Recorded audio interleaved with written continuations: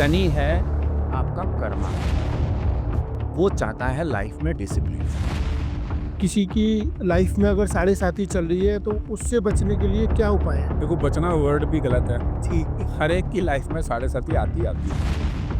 शनि की साढ़े साथी में अरबोपति भी बन सकते हैं हम। ब्रह्म मुहूर्त का समय क्या होता है और इसके बारे में थोड़ा डिटेल में बताएं। ब्रह्म मुहूर्त के बारे में बहुत सारी मिसकंसेप्शंस हैं। ये अगर आप शिव पुराण में जाते हैं तो वहाँ वर्णित है, इस वक्त शिवजी और उनके गण विचरण करते हैं। अगर कुंडली में दोष होता है तो शादी करनी चाहिए या नहीं करनी चाहिए, इसके बारे में कुछ बताएं। नहीं, ये भी एक और कंट्रोवर्शियल टॉपिक है। अभी जो ज्योतिष का ट्रेंड चल रहा है सोशल मीडिया वाला, स्पेशली अधपच पक्का ज्ञान, आप अपना कर्मा अलाइनमेंट चेक नहीं करेंगे। ये 32 गुण मिल जाएं या 32 गुण मिल जाएं, मैं आपको तलाक दिखा देता हूँ 32 के 32 गुण मिले हुए में। एस्ट्रोलॉजी में आप रेमेडी तब कर सकते हैं, या रेमेडी आपको तब लग सकती है जब आप पहले प्लैनेट को समझिए, उसके ट्रेड्स को समझिए, वो चाहता क्या है ये समझ लीजिए।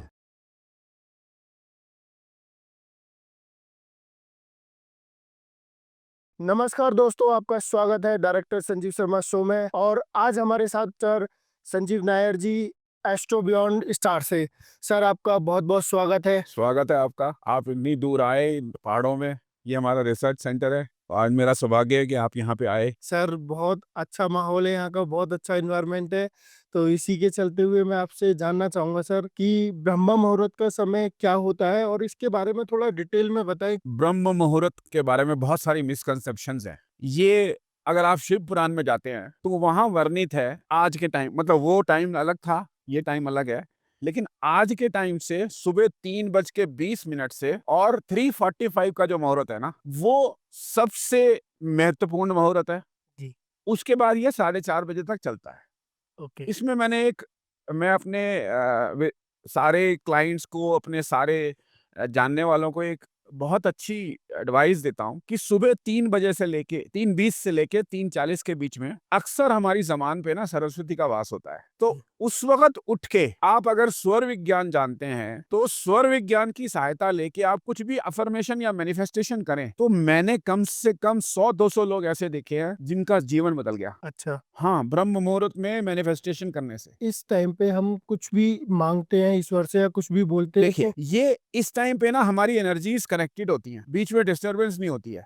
जी। और ऐसा वर्णन है सौर विज्ञान में, स्पेशली जो शिव जी ने पार्वती जी को समझाया था, कि इस वक्त शिव जी और उनके गण विचरण करते हैं, पूरे ब्रह्मांड से निकलते, मतलब स्पेशली इनके गण। तो अगर हम सौर विज्ञान की सहायता लेते हैं, जी।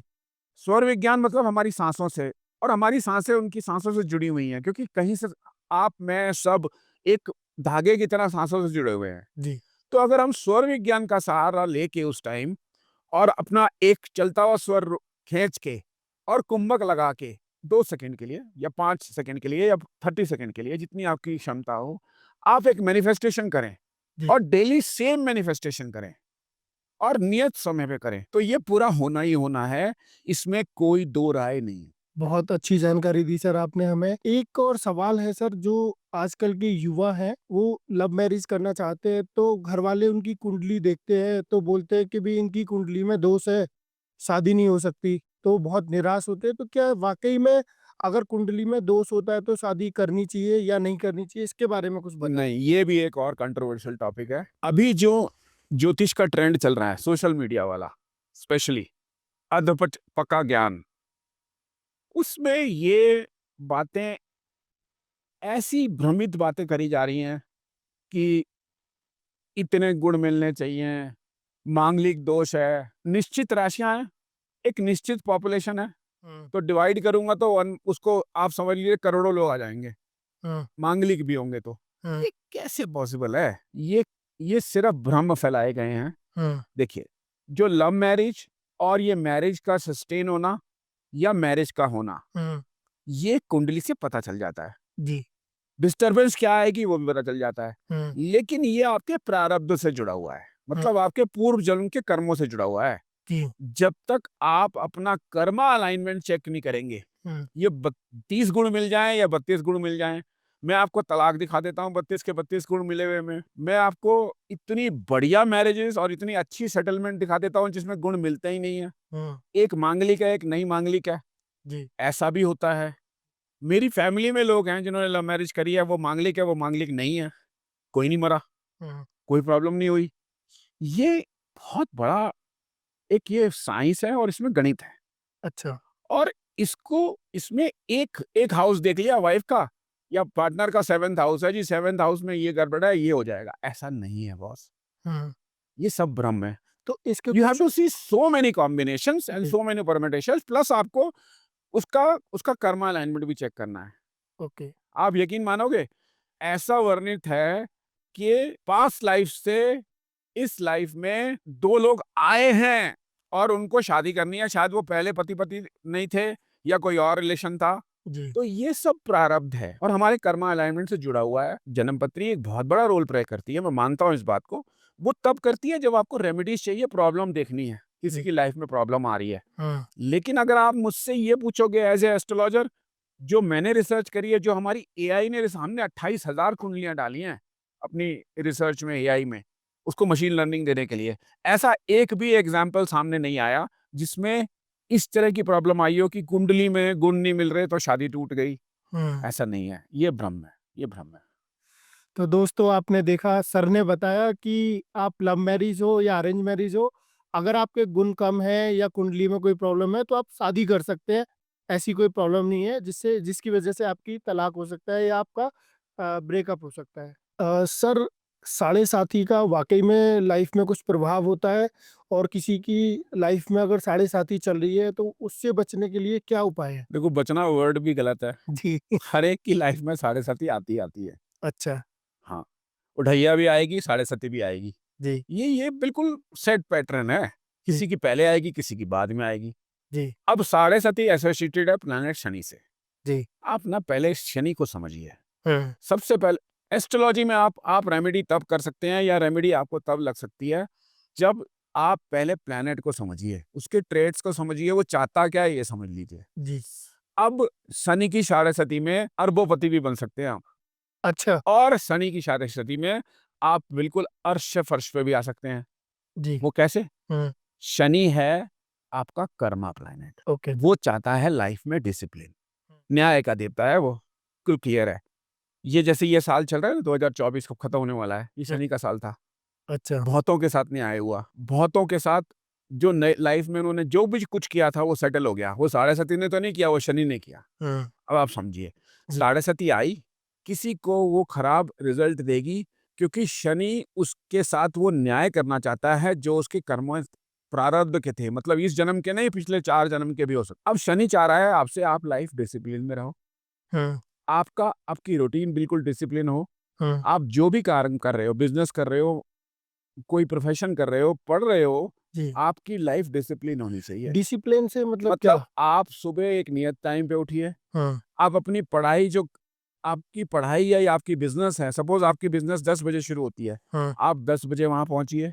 जी। आप अपना पूरा ध्यान कंसंट्रेशन वहाँ पे लगाइए। अगर आप खाना खाते हैं ना, यहाँ तक शनि कहता है अगर आप खाना 2 बजे खाते हैं तो 2 बजे खाइए। हाँ, रात को जल्दी सोना है तो सोइए। सुबह जल्दी ब्रह्म मुहूर्त में उठना है तो उठिए। दूसरा, आपके जितने कोवर्कर्स हैं, आप उनको मिसट्रीट, इल ट्रीट मत करिए।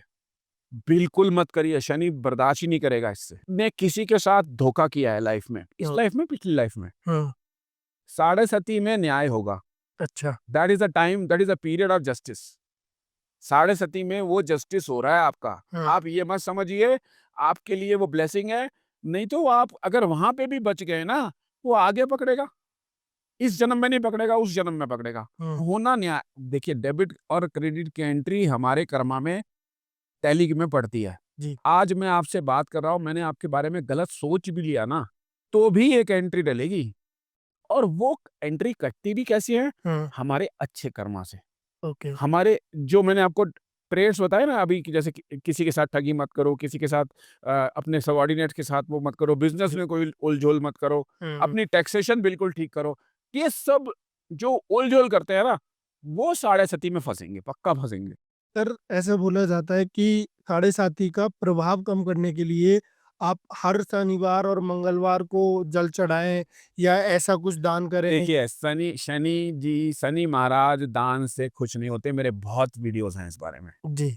शनि महाराज को चाहिए कर्मा अलाइनमेंट। ओके। शनि, आप जितना मर्जी तेल चढ़ा लीजिए, आपके कर्म सही नहीं है ना, शनि आपको न्याय नहीं देंगे। ओके। आपको न्याय मिलेगा ही नहीं जब तक आपके कर्म सही नहीं होंगे। आप अपने कर्मों को सही कर लीजिए। शनि आपसे चाह रहे हैं सिर्फ और सिर्फ लाइफ में डिसिप्लिन, आप सब लोगों के साथ न्याय करें, भेदभाव ना करें, ओल झोल ना करें। ओके। इतना सा अगर आप कर लेते हैं जी। तो शनि आपको करोड़पति अरबपति बना देंगे। उनको तेल नहीं चाहिए, ओके। उनको काले उड़द नहीं चाहिए, वो रेमेडी है। मैं कह देखो, मैं अपने अपने अपने अपने लोगों को भी रेमेडीज देता हूँ। मैं पहले उनको कहता हूँ, यार पहले कर्मा अलाइनमेंट करो, फिर रेमेडी काम करेगी। देखो, किसी को डॉक्टर के पास एक पेशेंट आया, उसका लिवर खराब है। डॉक्टर साहब ने कहा, ये दवाइयाँ ले ले भाई, ये दवाइयाँ कल से खानी शुरू कर दे, दिन में 3 बार ही खानी है। अब वो शराब पीना नहीं बंद कर रहा, आप जिसकी वजह से लिवर खराब हुआ है। हाँ। तो डॉक्टर साहब की दवाई करेगी क्या? ये this is the formula for each and every, not only Shani, each and every planet. अगर कोई इंसान डिसिप्लिन में वर्क कर रहा है और कर्मा उसके ठीक है, उसके बाद अगर उसे कुछ 2-3 रेमेडी आप बताना चाहो देखो, दर्शकों को? हाँ, बिल्कुल, क्यों नहीं।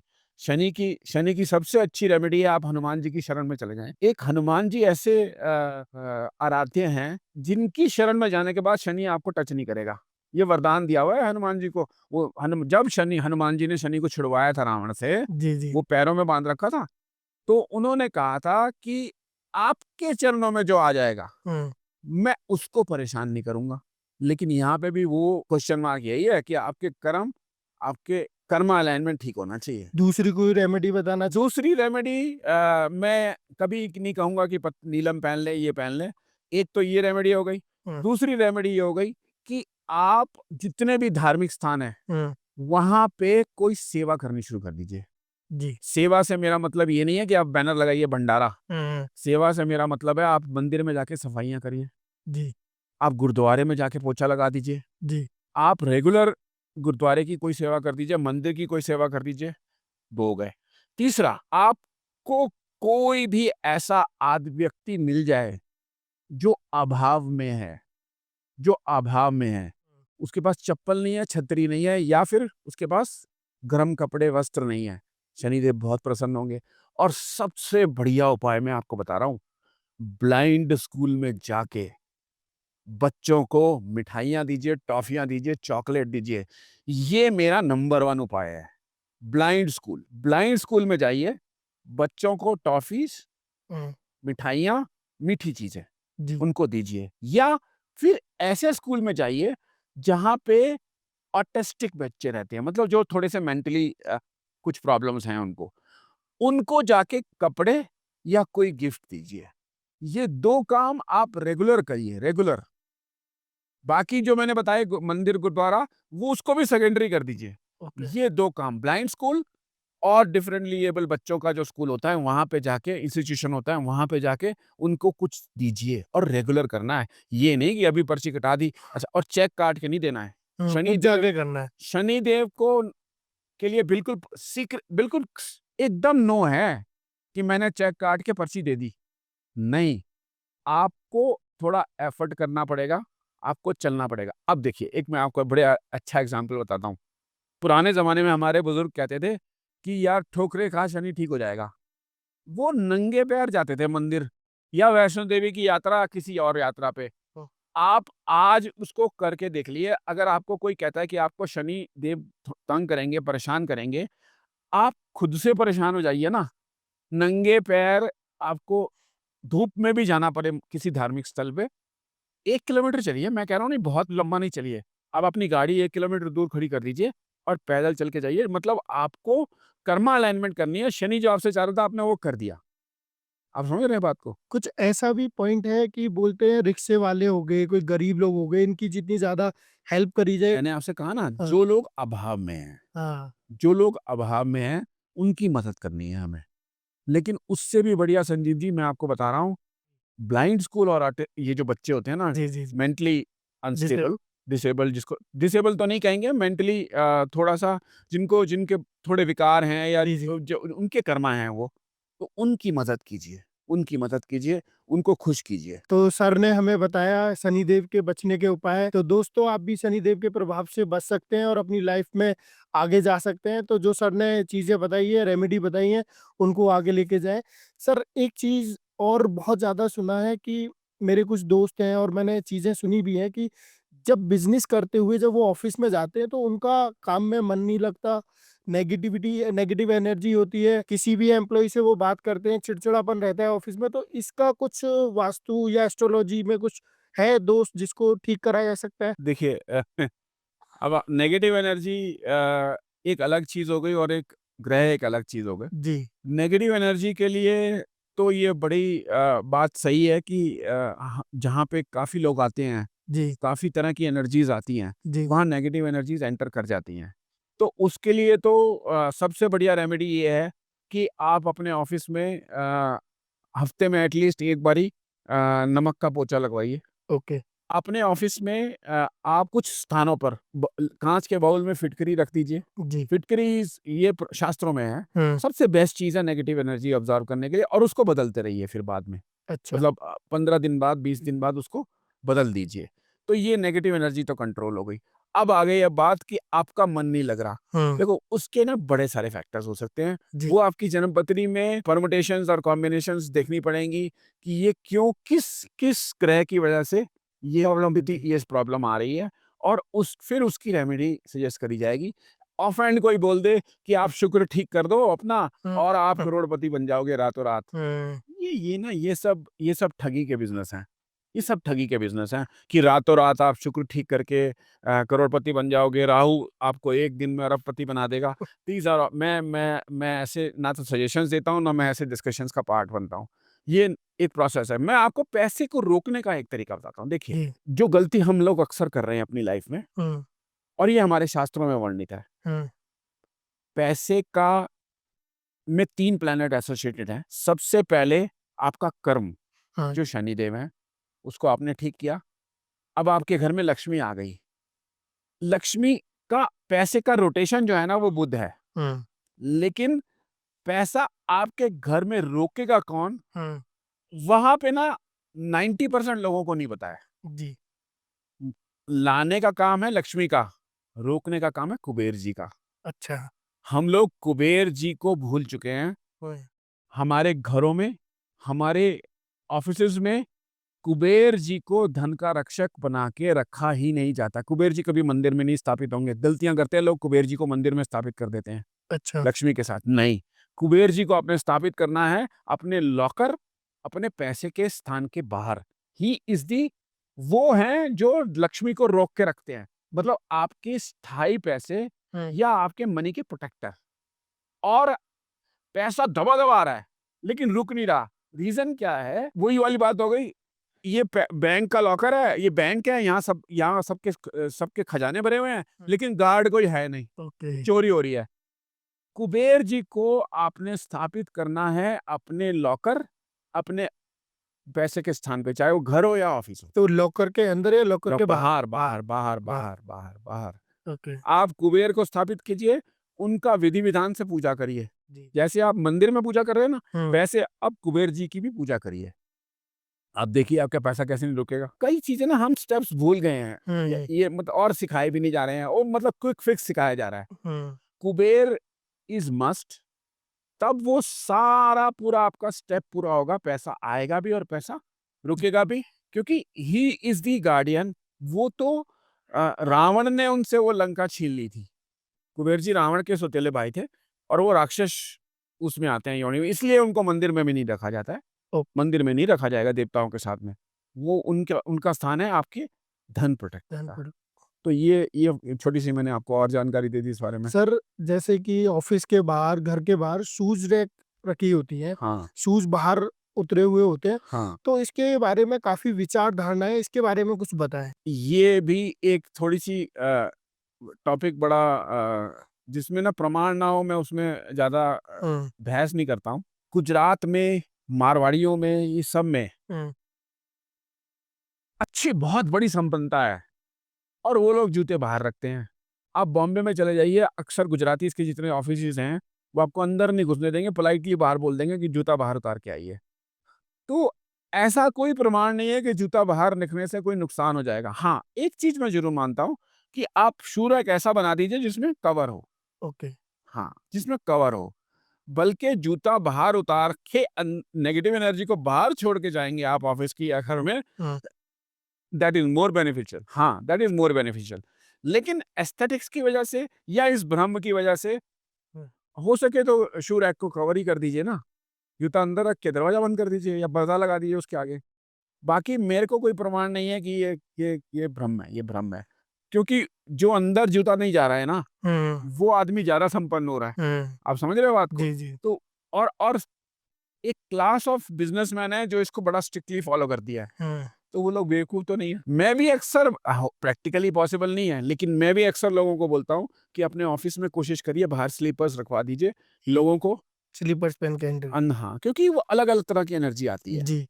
वो बाहर रहे तो ठीक। तो दोस्तों आपने सर सर से सुना कि आप जभी भी अपने ऑफिस में एंटर कर रहे हैं तो बेटर है आप शूज रैक क्लोज बनवाएं, डोर वाली कराएं और शूज को बाहर उतारें। सर, राहु केतु का लोगों को बहुत डर होता है कि भाई हमारी कुंडली में या हमारी राशि में राहु या केतु का आना, इसके बारे में कुछ बताइए कि राहु केतु का क्या है, इसका संबंध क्या चीज। देखिए, जैसे आपने शनि के बारे में पूछा था ना, जी। शनि और राहु केतु एक ही ऑलमोस्ट सेम ट्रेट है।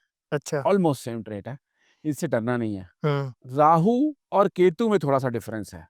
अच्छा। राहु आपको भ्रमित करेगा, हम्म। क्योंकि आपके प्रारब्ध में ये था, हम्म। तो वो अब आपको एक लेसन देना चाह रहा है। वो आपको भ्रमित करेगा, हम्म। आपसे गलत काम कराएगा, हम्म। आपसे पूरा सत्यानाश करवाएगा हम्म। और फिर आपके कर्मों की एक सजा में देगा वहाँ पे पकड़ के आपको। हम्म। मतलब ये नहीं कहते जैसे कि आपको पहले वो उस रास्ते पे ले जाएगा, हम्म। आप गलत रास्ते पे जाओगे हम्म। और फिर वो आपको ठीक करेगा। हम्म। केतु जो है ना वो बिल्कुल अपोज़िट है, वो जी। डिटैचमेंट है। हम्म। अगर केतु की दशा या महादशा आ रही है, तो वो आप चाहता है आपको चीज़ों से डिटैच करना। मतलब वो भी आपके प्रारब्ध, आपके कर्मा से है, क्योंकि केतु मोक्ष का कारक है। हम्म। आप अगर केतु को खुश कर लेंगे, हम्म। तो आप समझ लीजिए आप परमात्मा के बहुत करीब पहुँच जाएँगे। आप वो चाह रहा है आप परमात्मा के बहुत करीब पहुँचे। हम क्या कर रहे हैं? केतु की दशा आ गई, केतु की महादशा आ गई, हम वो नहीं कर रहे जो केतु चाह रहा है। हम्म। देखिए, केतु में क्या ट्रेट्स हैं? केतु सबसे पहले चाहता है आप अहम ना करें। जी। आपको मैं बड़ा एक अपना एग्ज़ाम्पल देता हूँ, ये कंट्रोवर्शियल है। हम्म। आपने कभी किसी सरदार जी को, सिंह भाई को भीख माँगते देखा है? नहीं। नहीं दिखेगा। आपको रिक्शा चलाते हुए नहीं दिखेंगे। आपको झल्ली सामान उठाते हुए नहीं दिखेंगे। मैं आपको बताता हूँ, ये एक हमारी रिसर्च है, इसकी वजह है। ये लोग अपने अहम को ना बिल्कुल ज़ीरो कर देते हैं जब ये गुरुद्वारे में जाते हैं। ये जोड़ा घर में जूता साफ करते हैं, ये गुरुद्वारे की सफाई करते हैं, ये लोगों को लंगर चल रहा होता है, वो बर्तन मांजते हैं। वो कर रहे हैं जो केतु चाह रहा है। अच्छा। हमारे हिंदुओं में क्या हो रहा है, हम्म। जो एक बहुत बड़ी गलती कर रहे हैं और हमारी जनरेशन्स खराब हो रही है। हम धर्मशाला में पंखा लगवाते हैं, उस पे नाम लगवाते हैं, बड़ा बड़ा। बड़ा-बड़ा श्रीमती फलाना, फलाना, फलाना। हम्म। बेंच पे लिखवाते हैं फलाना, फलाना, फलाना। पत्थर लगवाते हैं, उस पे फलाना, फलाना, फलाना। सोने की स्लैब लगवाते हैं मंदिरों में, उस पे फलाना, फलाना, फलाना। आप ये समझ लीजिए, आपने बहुत अच्छा काम किया है। पत्थर लगवाइए, धर्मशाला में पंखे लगवाइए, लेकिन नाम मत लिखवाइए। केतु खराब हो रहा है, इस जनरेशन के लिए नहीं, आपकी आने वाली जनरेशन्स के लिए भी। मैं मतलब जो ज्योतिष को जो समझ जाएगा ना, वो आपको ये सही सलाह देगा। केतु किसी का खराब है, उसको मैं सबसे बढ़िया रेमेडी देता हूँ कि मंदिर में जा, गुरुद्वारे में जा, धार्मिक स्थल पे जा, वहाँ पे सेवा कर। लेकिन मजबूरी मत समझिए इसको कि मैं मजबूरी में जा रहा हूँ जी, मेरा केतु खराब है। नहीं, सही भाव से जा, वहाँ सेवा कर। केतु एकदम पॉजिटिव हो रहे हैं, शुरू हो जाएँगे। राहु खराब हो रहा है, तो आप नॉनवेज छोड़ दीजिए। हम्म। ये ड्रिंक्स छोड़ दीजिए बिल्कुल। अल्कोहल से राहु आपको भ्रमित कर रहा है ना, हम्म। तो वो उसके उसको वो करिए जो राहु आपसे नहीं करवाना राहु को जो खुश कर दे चीज़ें। जितना ये जो लेप्रोसी वाले पेशेंट्स होते हैं, कुष्ठ रोग वाले, हम्म। उनकी सेवा कर दीजिए। जी। तो इतनी सारी चीज़ें हमारे ज्योतिष में वर्णित है कर्मा अलाइनमेंट में। कोई रेमेडी, मतलब मैं कह रहा हूँ, जौ आप पानी में जितने मर्ज़ी डाल दीजिए दूध डाल के, हम्म। आपके कर्मा नहीं सही है ना, हम्म। तो वो काम नहीं करेगा, बस 10% काम करेगा। हम्म। आप केतु में स्ट्रीट डॉग्स को हम्म, बिस्किट खिलाइए, हम्म, उनको बिस्तर दीजिए, हम्म, उनको सर्दी में जैकेट्स दे दीजिए। हम्म, केतु महाराज आपको अर्श से फर्श पे पहुंचा देंगे। अच्छा। हाँ, आप सर्दी में लोग सोए होते हैं, ठिठुर रहे होते हैं, हम्म, उनको काला सफेद कंबल दान कर दीजिए। जी। ये है उपाय। बिना बात के कन्वेलेक्सा बोलिए, नंबर 555 लिख दीजिए, घड़ी में ये फोटो लगा दीजिए, घर में ये घोड़े की फोटो लगा दीजिए। ये सब करने से अगर केतु और राहु ठीक हो जाए ना, तो सारी दुनिया ठीक हो जाएगी। इतना मोबाइल का यूज करते हैं हम रात को, हमारा राहु खराब हो रहा है। बच्चे समझ नहीं रहे इस बात को। राहु हमारे चारों तरफ इस टाइम राहु है, पूरा इलेक्ट्रॉनिक्स राहु है। ये कैमरा देख रहे हो या वाईफाई देख रहे हो, ये सब राहु है। जी। ये राहु का युग है। हम्म, लेकिन ओवर यूज जब होता है राहु का, यार कम से कम रात को तो बाज आ जाओ, मोबाइल छोड़ दो। हम्म, नहीं, रात में भी बैठ के रील्स देखनी है, चल रहा है। चल रहा है। Next next. आप राहु को नेगेटिवली एक्टिवेट कर रहे हो, जी। और वो जब आपको भ्रमित करना शुरू करेगा ना, हम्म, फिर आपसे संभला नहीं जाएगा। हम्म, वो बिल्कुल बिल्कुल सही ज्ञान है ये। हम्म, इलेक्ट्रॉन सामने टीवी लगा है, बेडरूम में राहु खराब, वहीं बैठ के खाना खा रहे हो बेड पे, आप राहु को नष्ट कर रहे हो। मतलब वो आपको कष्ट देगा ही देगा। केतु में बोलते हैं किसी का केतु खराब है, मैं उसको बोलता हूँ यार जमीन पे सोना शुरू कर दे, घर में अपना ये 50,000 लाख रुपए का बेड छोड़ दे। भाई केतु आपको फर्श पे लाना चाह रहे थे, खुद ही आ जाओ ना यहाँ फर्श पे, अपना बिस्तर नीचे बिछाओ घर में और सो। हम्म, आपको पता भी नहीं चलेगा केतु आपको दशा कब खत्म हो गई। केतु की दशा में स्वर विज्ञान का, मैंने बहुत रिसर्च करी है इस पे। आप केतु की दशा में स्वर विज्ञान का साथ लीजिए, हम्म, और स्वर विज्ञान में का साथ लेके आप सर्टन एक प्रोसीजर है करिए, तो वो जो आपसे प्लेनेट चाह रहा है। जी जी। आप केतु में डॉग्स को फीड करिए, आप मंदिरों में जाके सफाई करिए, आप अपना अहम छोड़ दीजिए बस। केतु के लिए सबसे खतरनाक चीज है, वो चाह रहा है डिटैच होना, आप खुद डिटैच हो जाओ। तो दोस्तों, एक बहुत अच्छी बात सर ने आपको बताई कि अगर आपको केतु की प्रभाव सही करना है, केतु महाराज को खुश रखना है, तो आप जमीन पर सोना स्टार्ट करें और अपना अहंकार छोड़ दें। अपने कोई ये बोलता है कि भाई मैं ये हूँ, मैंने लाइफ में ये कर दिया, बताना छोड़े। मंदिर में, गुरुद्वारे में या कहीं भी कोई भी चीज आप लगवा रहे हैं, तो उस पर अपना नाम ना लगवाए। आप लगवा तो रहे हो दान देने के लिए, कुछ पुण्य कमाने के लिए, तो अब केतु महाराज को प्रभाव कम हो रहा है उनका, तो कभी भी आप कोई भी चीज दान करते हैं तो अपना नाम वहाँ मेंशन नहीं करा है। तो सर, आपसे बहुत चीजें आज जानकारी मिली और दर्शकों को बहुत अच्छा लगा कि आपने इतनी अच्छी जानकारी दी। बहुत बहुत धन्यवाद, आप हमारे शो में आए। मेरा सौभाग्य आप इतनी दूर आए, इतनी ठंड में यहाँ पे आए। और मैं चाहूंगा कि आगे भी हम जी काफी सारी ऐसी जानकारियां शेयर करें, क्योंकि ये मैं चाहता हूं कि बिल्कुल जो सच है ना, जी जी वो लोगों तक पहुंचे। इतना भ्रम फैल रहा है ना, ज्योतिष बदनाम हो रहा है, जी जी तो हम लोगों को दुख होता है कि इतनी इतनी सीक्रेट साइंस है। ये साइंस मतलब सच में मनुष्य द्वारा क्रिएटेड नहीं है, इसमें इसमें दैवीय शक्तियों का हाथ है। तो उसको हम उसी तरह से रखें और उसी तरह से यूज करें। सिर्फ इतना सा अगर हम करते हैं तो ये साइंस बहुत बहुत हमको तरक्की दे सकती है। तो सर, जहाँ तक मैं समझा आपकी बातों से, कर्मा से बड़ा कुछ भी नहीं है। अगर आपके कर्मा अच्छे हैं तो सब कुछ ठीक है, सब कुछ अलाइनमेंट है। देखिए, कर्मा से आप बच नहीं सकते। जी कर्मा को खुश रखिए, नहीं तो कर्मा जब आपको रुलाएगा ना, तो फिर कर्मा ही डिसाइड करेगा कि अब दोबारा हंसाना कब है। जी ये बात नोट कर लीजिए। जी जी तो बिल्कुल कर्मा ठीक रखिए, और कर्मा को ठीक रखते हैं हम तो सारे ग्रह भी चलते हैं। और ग्रहों के बारे में ये है कि ग्रह आपसे जो चाहते हैं आप वो करिए, जी जी। ये फालतू के उपायों से कुछ नहीं होने वाला। तो दोस्तों, कोई भी उपाय या कोई भी चीज काम नहीं करेगी जब तक आपके कर्मा सही नहीं है। तो सर से बहुत अच्छी जानकारी मिली। Thank you so much sir. Thanks आपका। राइट।